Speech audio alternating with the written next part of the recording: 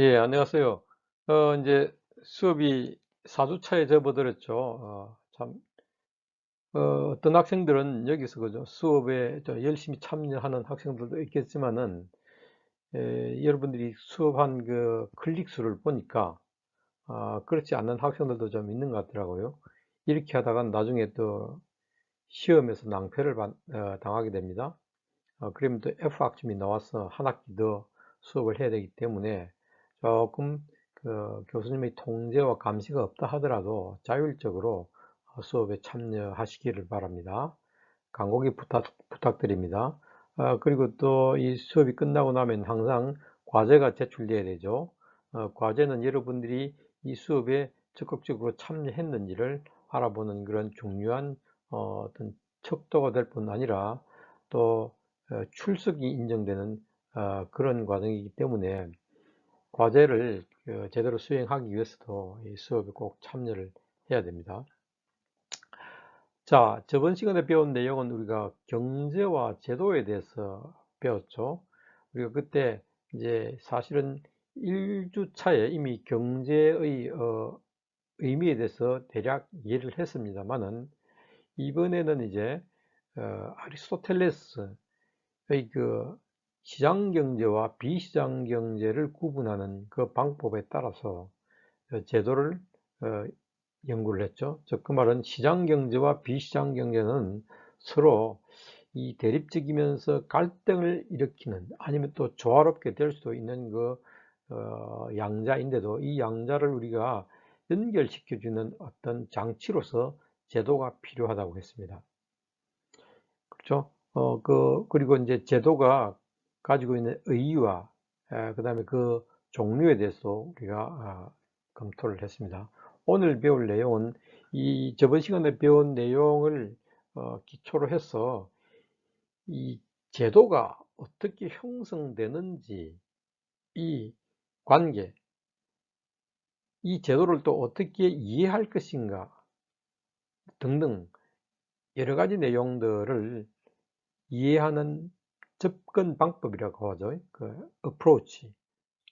이걸 우리는 총체론이라고 얘기할 건데 오늘은 비주류 경제학의 제도를 이해하는 연구 방법으로서 총체론에 대해서 공부를 하도록 하겠습니다. 그리고 이 총체론적인 그 관점을 가지고 경제 현실을 이해하는 방법도 이제 공부를 하도록 하겠습니다.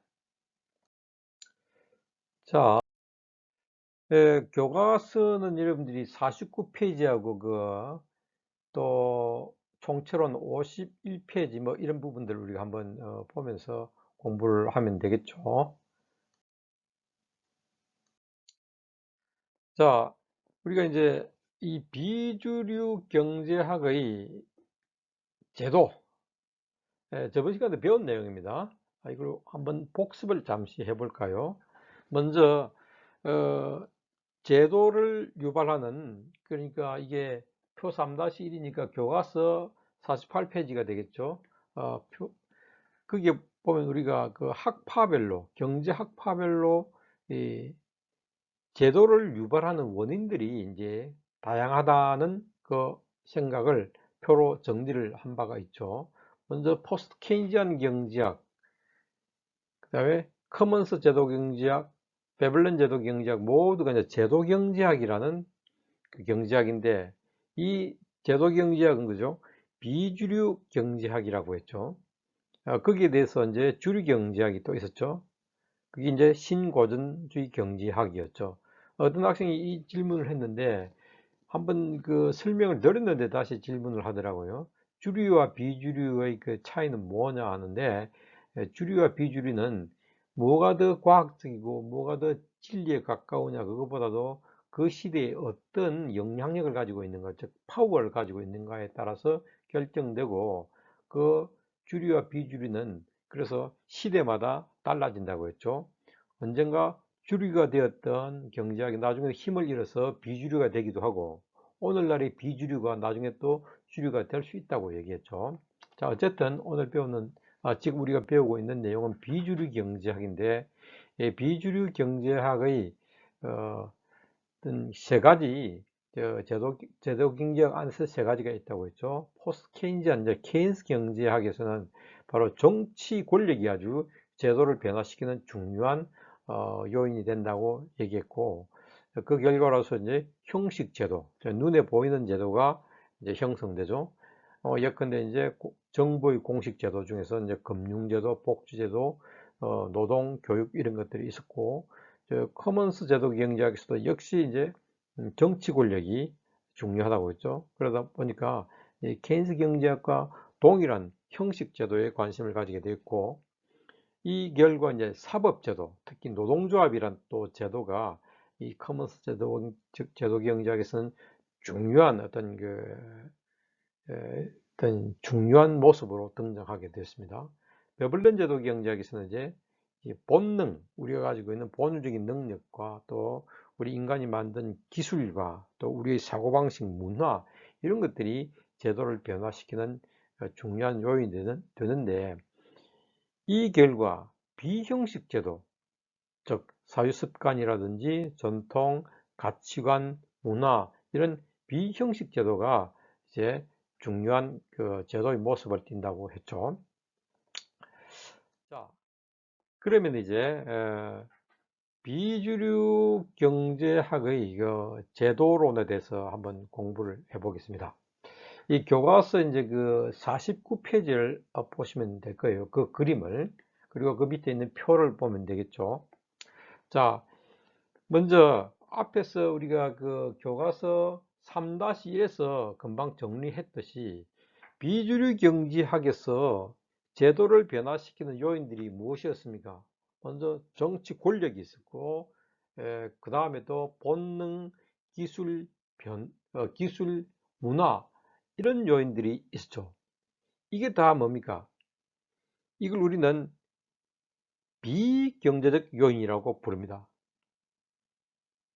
자, 다시 말해서 제도경제학에서 그 중요한 그 제도를 변화시키는 요인은 비경제적 요인들이다.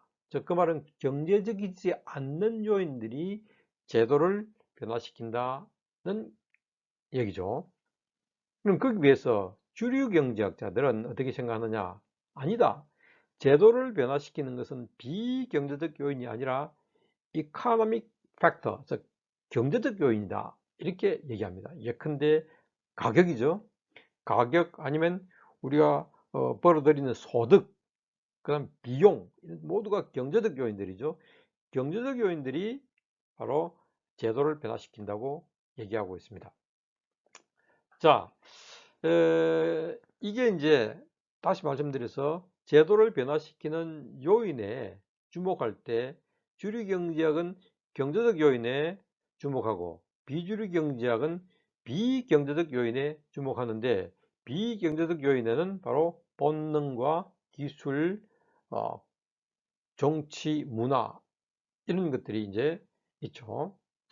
자, 이게 이제 비주류 경제학의 중요한 포인트인데, 자, 보십시오. 그렇다고 해서 비주류 경제학자들이 경제가 제도를 변화시키는 요인이 아니라고는 얘기하지 않았습니다. 중요한 것은 경제뿐만 아니라 본능, 기술, 정치, 문화 이 모든 것들이 바로 제도를 변화시키고 그다음에 다양하게 만드는 데 기여한다는 얘기죠. 그러니까 접근 방법론으로 볼 때 우리가 앞에서 배운 그 일원론이 아니라 다원론의 입장에서 제도를 이해한다. 이렇게 정리하면 되겠죠. 자, 비주류 경제학 제도론의 첫 번째 포인트는 무엇이었습니까? 비경제적 요인에 주목한다. 두 번째는 일원론이 아니라 다원론의 관점에서 제도를 이해한다. 그죠? 그 다음에 또 한 가지가 그림을 보시면 그림 3-1을 보면 나와 있죠. 나중에 넘어가야 될 겁니다.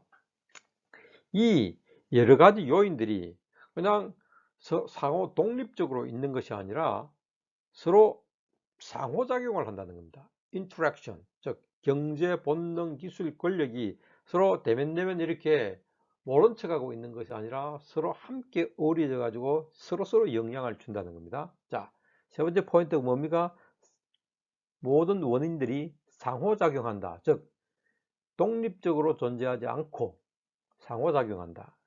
그 다음에 또 한 가지가 뭐냐면은 이 여러 가지 요인들이 상호작용한 결과 하나의 경제적 결과가 나오겠죠. 이 경제적 결과가 다시 어디로 갑니까? 원래 이 결과를 유발시켰던 원인들로 다시 되먹임을 한다는 겁니다. 이걸 우리는 피드백이라고 얘기하죠. 즉 다시 말해서 결과가 이 결과를 낳은 원인에 다시 영향을 미친다는 겁니다. 자, 그러니까 비주류 경제학의 제도론에서는 첫 번째 비경제적 요인이 중요하다. 두 번째 다원론이다. 세 번째 상호작용을 한다. 네 번째 되먹임을 한다. 이게 이제 비주류 경제학의 핵심 포인트가 되겠죠. 자, 그러면 이제 이 그림을 이게 그림으로 이제 나와 있죠. 49페이지가 되겠습니다. 자, 보십시오. 기술, 그죠? 문화, 권력, 이렇게 본능, 이 많은 것들이 어떻게 됩니까? 서로 이 화살표가 이 쌍방향으로 되어 있죠. 서로 상호작용을 하고 모두가 원이 어떻게 되어 있습니까? 이게 서로 분리되어 있는 것이 아니라 서로 겹치고 있죠. 이렇게 그림을 그리는 방식이 이렇습니다. 서로 상호작용을 한다는 그 우리 말을 다시 그림으로 그리는 방법은 이렇게 첫째, 화살표를 쌍방향으로 만들어주고 두 번째, 이 모든 요인들을 서로 겹치게 만들어주는 겁니다. 이것도 아주 중요한 방법이에요. 그냥 그림을 우리가 암기만 하지 말고 우리의 말을 저번 시간에 수식으로 바꾸듯이 우리의 말을 이렇게 그림으로써 이렇게 표현 형식화 시킬 수 있는 능력을 가져야 됩니다. 자, 그러면 이런 것들이 어떻게 합니까? 상호작용해서 어디로 갑니까? 제도를 만들죠. 그 제도가 형식 제도와 비형식 제도가 되고 이 제도가 바로 마지막으로 이렇게 경제 활동에 영향을 미치는데 보십시오. 이 경제 활동이 다시 점선이 되어 있죠. 대매금을 하고 있죠. 그죠? 이런 이게 바로 비주류 경제학의 제도론이 되는 것입니다. 이해하시겠습니까? 자, 그러면 이제 경제학파별로 인과관계를 한번 정리를 해 볼 필요가 있어요. 다시 말씀드려서 제도를 공부하면서 우리는 단지 제도를 연구하는 방법을 배울 뿐만 아니라 경제학 전체를 이해하는 방법을 이제 배우게 됩니다. 그래서 우리는 인과관계에 대해서 이제 배우게 되는 거죠. 우리가 저번에 배웠죠. 인과관계는 일원론과 다원론이 있다는 거. 자, 다시 그 조금 이따 얘기하고. 자, 그러기 위해서는 다시 한번 더 여러분들이 또 이제 경제학파, 즉 주류경제학, 비주류경제학을 앞에서 얘기했지만은 어떤 학생들은 이미 또 까먹었을 수가 있거든요. 그래서 한 번 더 복습을 합시다. 자, 주류경제학, 비주류경제학 이렇게 이제 기억이 되죠.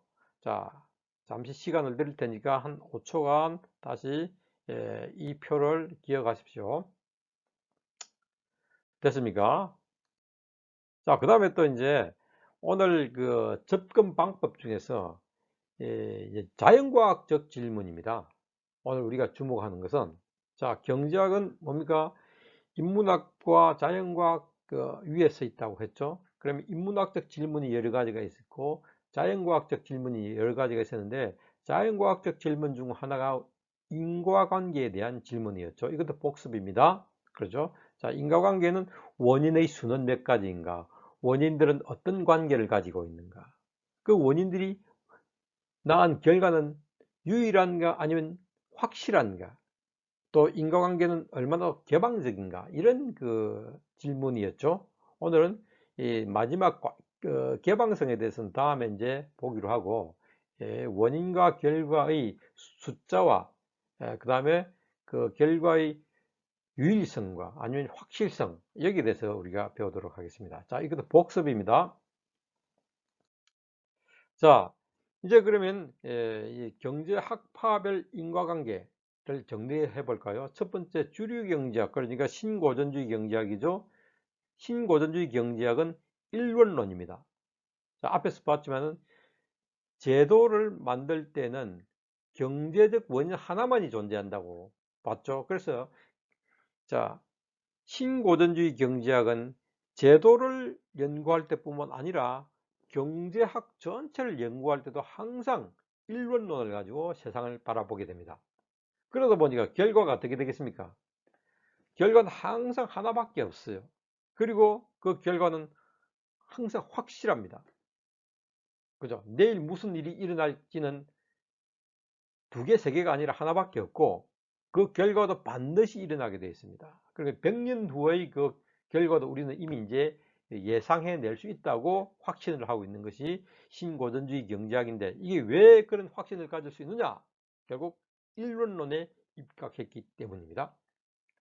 반대로 이 포스트 케인지안 경제학이나 제도 경제학, 앞에서 본 비주류 경제학자들이죠. 금방 봤듯이 총체론의 입장에서 봅니다. 자, 다시 일원론의 반대말은 총체론입니다. 근데 그 총체론은 다원론, 상호작용, 되먹임, 이 세 가지가 그 세 가지 내용이 함께 포함되어 있는 것입니다. 자, 잘 기억해야 됩니다. 자, 앞에 일론론과 달리 이 다원론이기 때문에, 그리고 이것들이 상호작용하기 때문에 그 결과가 어떻게 됩니까? 결과는 이제 유일한 것이 아니라 하나, 둘, 셋, 넷 여러 가지 다양한 그런 결과가 나올 수 있다는 것을 예상할 수 있겠죠. 뿐만 아니라 그 결과도 어떻게 될지 잘 모릅니다. 즉 불확실성이죠. 이제 우리가 제도를 통해서 연구를 했지만은 이제 경제학파별로 경제학과 경제 전체를 이해하는 방법론에 대해서 우리가 정리를 했는데, 자, 첫째 다시 이제 얘기합니다. 신고전주의 경제학은 일론론에 입각하고, 그다음에 비주류 경제학, 포스트 케인지안 경제학과 제도 경제학은 총체론에 입각해서 경제를 이해한다. 이걸 우리가 이해를 해야 되겠죠. 자, 그러면 일론론과 총체론을 잠시 비교해 볼까요? 좀 중요한, 이게 사실은 앞에서 한 얘기지만 따로 다뤄야 돼요. 51페이지로 넘어갑니다. 그 다음 내용은 52페이지. 자, 그림도 53페이지 이렇게 되어 있습니다. 일론론을 다시 한번 보면은 경제적 원인만 경제적 결과를 초래한다. 그 말은 정치적이고 사회적이고 기술적이고 본능적인 문화적인 요인들은 경제적 결과와는 아무런 관계가 없다고 생각하는 관점입니다. 자, 이거 왜 그런가? 이거는 세상을 이분법으로 생각합니다. 즉, 그 말은 객관과 주관은 서로 다르고 육체와 영혼은 분리되어 있다. 이거죠. 이제 이게 이분법입니다. 즉, 모든 사물을 서로 분리시켜서 이해한다는 거죠. 다시 말씀드려서 모든 요인들은 분리되어 있다. 그 말은 통합되어 있지 않다는 생각입니다. 분리라는 말에 단어에 유의를 해야 되겠습니다. 그리고 이것은 서로 분리된 요인들은 서로 아무런 영향을 주지 않는다. 즉, 서로 대면대면하면서 지난다. 이렇게 보면 되겠죠. 인륜론의 생각이 그렇습니다. 이게 바로 신고전주의 경제학의 인과관계가 되겠죠. 자, 그거는 이제 53페이지 그림 3-2에 나와 있죠. 신고전주의 경제학의 일론론과 이분법이 나와 있습니다. 즉, 경제적 요인은 경제적 결과만 낳고 정치적 요인은 정치적 결과만 낳는데, 보십시오. 경제적 요인과 정치적 요인 사이에 틈이 생겨 있죠. 서로 아무런 관계가 없습니다. 이 분리되어 있다는 거죠. 자, 그러면 이제 제도 경제학의 총체론을 이제 그림으로 보면은, 자, 여러분 54페이지가 되겠죠. 이 총체론은 앞에 1번론은 서로 정치, 경제, 사회, 문화 이런 것들이 분리되어 있죠. 그래서 거기서는 주로 하나를 떼내서 분석을 합니다. 그러나 제도 경제학은 어떻습니까? 그림을 보십시오. 정치, 경제, 사회, 문화가 어떻습니까? 모두가 이렇게 희미하게, 그죠? 이 분리가 되어 있지만 사실은 서로 결합이 되어 있는 거죠. 즉, 떼낼 수가 없는 거죠. 그래서 항상 연구를 할 때 분석하지 않고 통합을 합니다. 인테그레이션 하는 거죠. 그 다음에 또 하나를 떼어내서 분석하기보다도 전체 시스템 전체를 가지고 이해를 하는 겁니다. 자, 그리고 이 많은 이 여러 가지 요인들이 서로 상호작용하고 대먹임을 하다 보니까 원래의 경제의 모습은 한 다음 해가 되면 완전히 다른 모습으로 진화를 해버립니다. 즉 그 말은 불변하지 않고 진화한다는 그런 결과를 낳게 되겠죠. 그래서 이제는 이렇게 됩니다. 우리가 앞에서 본 그림 1-1 한번 보십시오. 첫 시간에 배웠죠. 경제학의 학문적 토대가 인문학과 자연과학에 있고 그 위에서 경제학이 있고 그 경제학을 가지고 현실 경제를 이해한다고 했죠. 자, 그러면 이제 이렇게 됩니다. 그림이 바뀌었죠. 이제 그림 3-4를 보면은 이제 다시 인문학인데 서로 다른 인문학, 또 서로 다른 인과관계가 있죠. 자연과학. 이러다 보니까 이제 경제학이 신고전주의 경제학과 제도경제학으로 서로 분리가 돼 버리죠. 그러면서 현실을 어떻게 봅니까? 신고전주의 경제학으로 현실을 이해하는 사람이 있고, 그 다음에 제도경제학으로 현실을 이해하는 사람이 있겠죠. 그죠? 경제를 보는 현실이 서로 달라지게 됩니다. 이 결과 경제 정책이 바로 또 달라지게 되겠죠. 그래서 동일한 노동 문제를 다룰 때도 보수 정당의 경제 정책과 진보 정당의 경제 정책이 달라져 버린다는 겁니다. 자, 이게 오늘 배운 내용입니다. 자, 다음 시간에 보겠습니다.